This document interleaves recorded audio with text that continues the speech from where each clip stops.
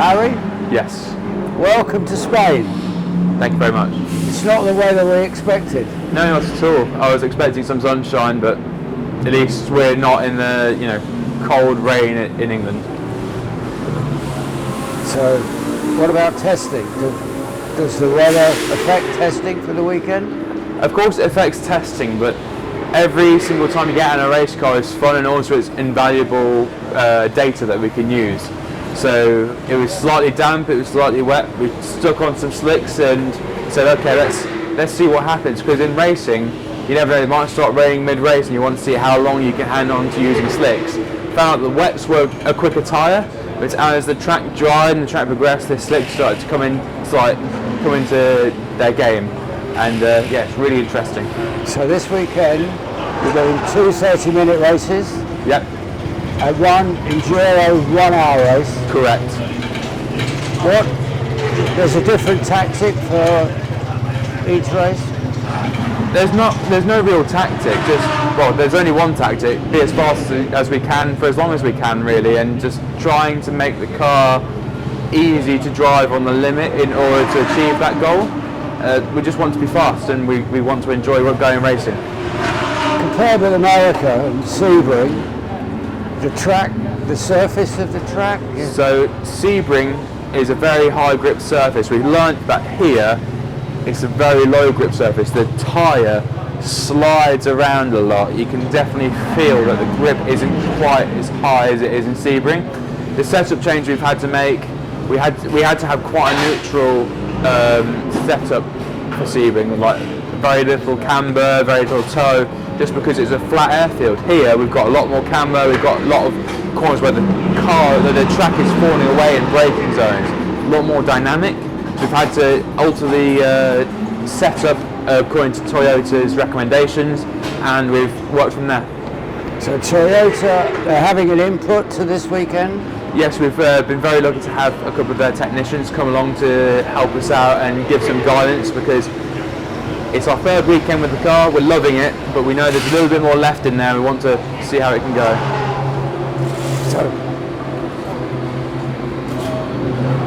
So Toyota are here with us. Yes. So, and they feel part of the team. Yeah, I think they do feel part of the team. They're always there. We can always have a chat, and at the end of each session, each race, we sit down and have a 5-10 minute debrief. They're always there, and they always have input, and it feels good to have part of them have them part of the team. And you feel part of Toyota? Yeah, I definitely feel like they're starting to notice us a little bit more, and that they're starting to engage with us, and yeah, it feels like I'm part of Toyota's team.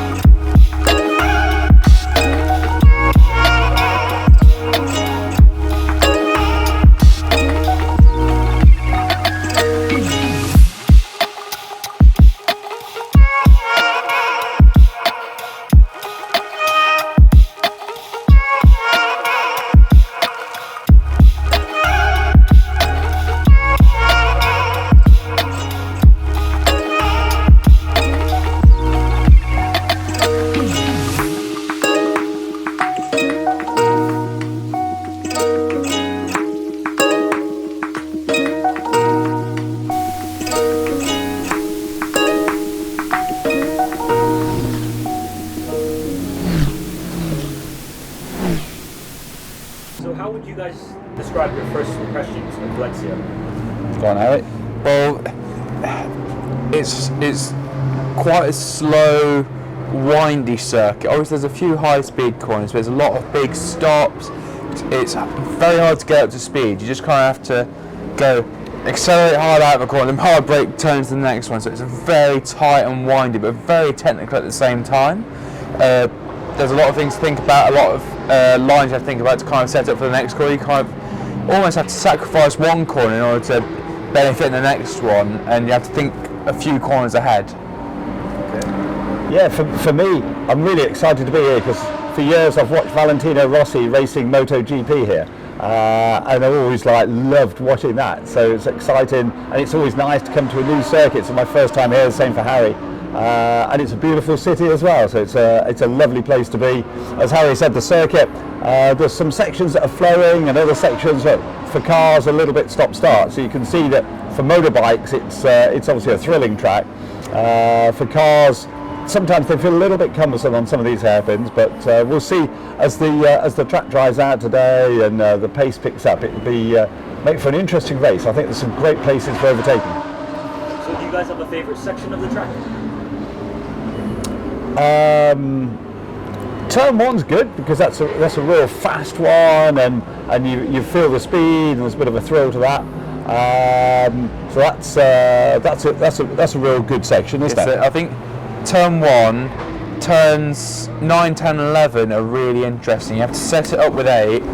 It's like a really fast chicane, and the chicane kind of moves into a braking zone, so it's a very dynamic corner. You have to think about how to kind of get the car in a straight line to slow the car down enough to kind of get into a tight apex of turn 11. There's also another real fast bit. I think it's 13, 14. Really fast section of the track, and it's interesting. And the approach to the final corner's fun, isn't it? Because that's flat out in 5th gear, and over a brow, and you can't see the final corner until you get there. So trying to find your braking point for that is exciting. It shifts from off camber to on camber, doesn't it? Yeah. So you're falling away on the circuit. As soon as you turn in, you kind of get into the on camber, and it pulls you in. So you kind of have to plan for both. You want to take more entry speed in, but then you can't turn into the corner. Yeah. So it's a weird dynamic. It's a weird dynamic. Fun challenges. So I've asked you about your favourite section. Is there a section that you particularly dislike? Yeah, it's a racetrack. Exactly. How can you dislike anything? Yeah. We're in a race car on a racetrack.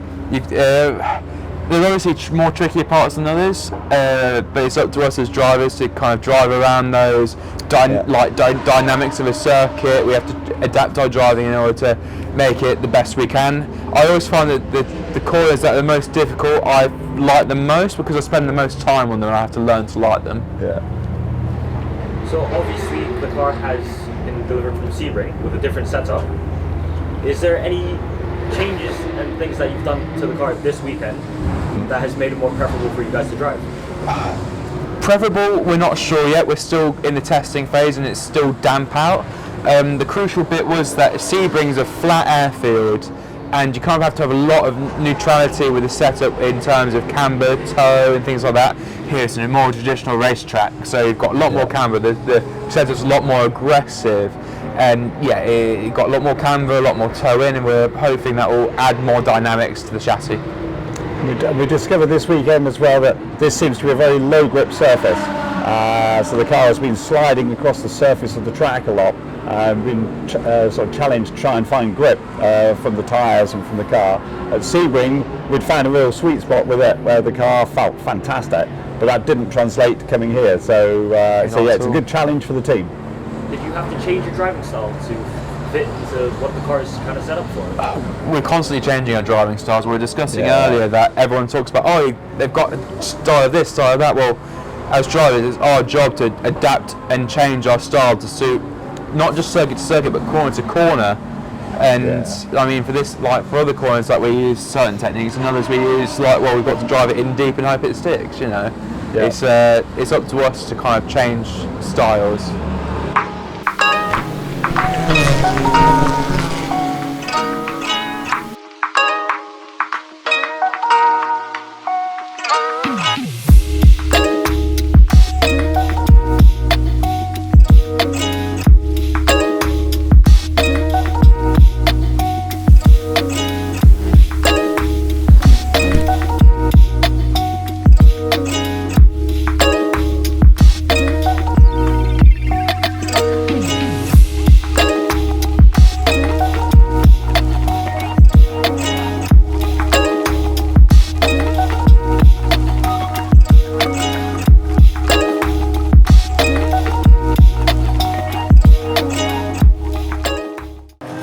should see where we're forming 2x2, going towards the last corner and going onto the pit straight. So now I kind of wanted to get a bit of distance between me and the guys in front, that way I can get to full throttle before green, because I knew I was down in power compared to these guys.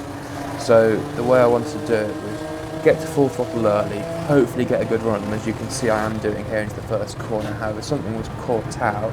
There was contact between the Aston Martin and the McLaren, which I had to avoid. It was really close. After this, I knew I've lost some ground because there's the guys in front of me that I should have been in front.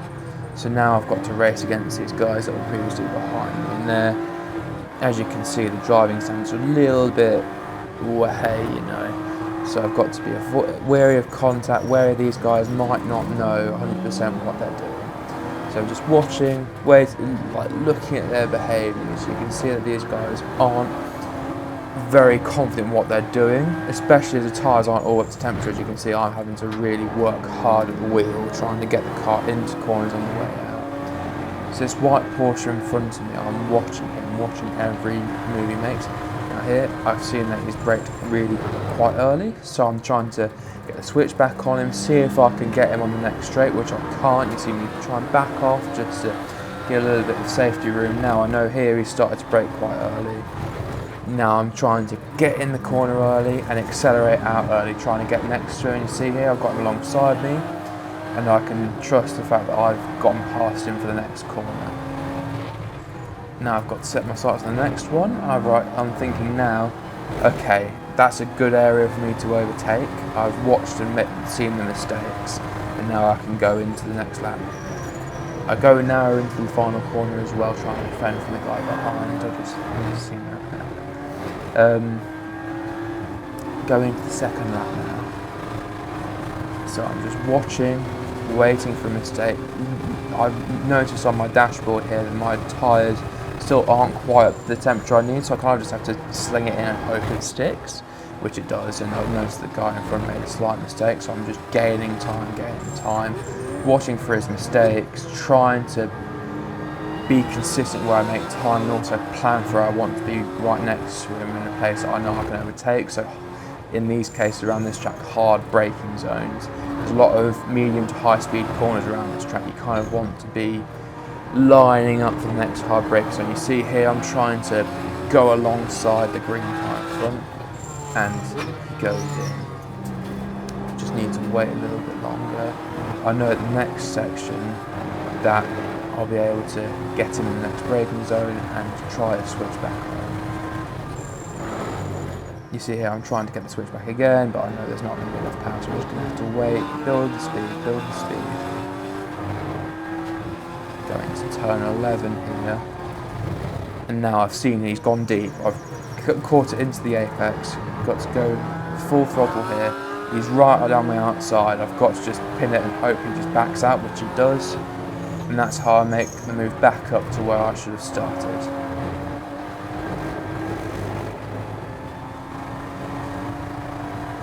So coming through turn 8, going to turn 9, turn 10 and 11. I'm following this Mercedes, I'm watching for his mistakes. Right there, I saw he turned in early, he didn't quite hit his apex. That either means that's his usual driving style. He's an am in front of me. I can see that sticker on his back bumper there. He's an amateur. He's still turning in slightly early. So, right, okay, I've got a next tank to the next corner. The next corner is crucial to get a good apex onto the back straight of the circuit going down to the pits. So you see, he's still not opened this corner up quite right. I've hit my apex and I'm on throttle early. I've just got to carry that momentum. He's got a bit more power on me with that big Mercedes V8. I've just got to carry the momentum, get in his draft.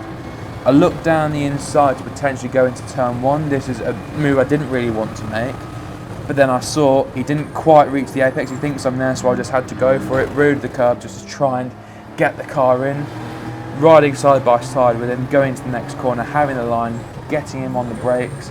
That's the move done into turn 2. Okay, so I'm going through the complex turn 4, 5 and 6. I've been struggling with the balance of the car the whole time. It's not really liking exits and it's getting bumpy over curves. Let's see what happens here in turn 6. So I've taken a little bit too much speed, get over the rumble strip, it unsettles the car, and it caused this spin. So I've been trying my best to handle this balance issue the whole race, and it doesn't like curbs. I'm trying my best to extract lap time because I'm trying to keep out of the grasp of the guys behind me and trying to catch the guys in front, but to no avail. Span and had to go through the gravel and just try and get back on the circuit without losing any places. Luckily I managed to get away with it. No places lost, and we've learned something new for the next race, that we need to make the car more stable over curbs.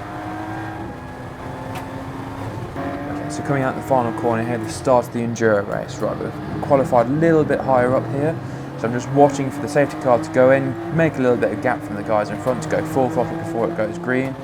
Missed the timing a little bit, but I was still getting the run of these guys. Then bam, this BMW comes up the inside of me. I had to kind of back off a little bit just to try and keep out of trouble. I've been watching these BMWs out there before, very dangerous, touching everyone, just can't trust them. So I just decided to back out of it a little bit, just trying to not get any damage, keep the car safe, make sure we finish this race. So you can see here going to turn 2, already contacted the start of the race. Just trying to keep out of it, watch for any mistakes, because these guys will instantly tell me what they're going to be doing throughout the race. Just trying to keep clear of them, trying to take any line I can to try and get a switchback, get any jump on these guys, but ultimately trying to keep out of trouble. The tyres are still quite cold. We've tried a different setup for this race, just trying to make it more compliant, learn from the experience we had in my sprint race where the curves were destabilising the car. So just going down to turn 7, it's a real high braking zone, just testing out the performance of the car, watching the guys in front. You see the Mercedes has gone wide there, the BMW is trying to chase them down. I'm just waiting for them to trip up over each other, make mistakes. I'm relearning the car at this point. We've changed the setup. I'm just watching, biding my time, trying to keep the car safe. Going down to turn 12, it's a real high speed corner where the entry curve previously destabilised the car. I'm just testing whether that will still do it, and yeah, it did. As you can see there, it just started to bring the rear out. More contact with the guys in front. I actually had a little bit of the Mercedes brake light in my front grille. I got handed that as a present by my mechanic when I finished the pit stop. But yeah, I was right to keep out of trouble there because the BMWs are very mischievous, and they ultimately got penalised through that contact there, and that gave us the podium at the end of the race. The team has called me to pit in this lap. Going into the final corner, I take a little bit more speed than I'd otherwise like because I want to get more speed going towards the pit entry. I'm waiting for the white line to activate my pit speed limit in order to make sure I don't go above 60 kilometers an hour. I'm looking for the red lollipop that's on my pit box. I'm going to wait and then brake as hard as I can going towards there, take the belts off as quick as I can, make sure they're out of the way of the seat, and get out as quickly as possible to make sure the guys can do what they need to do and get Nigel in the car, get ready. And that's the gist of what a pit stop is. I just need to get out of the car as quick as possible.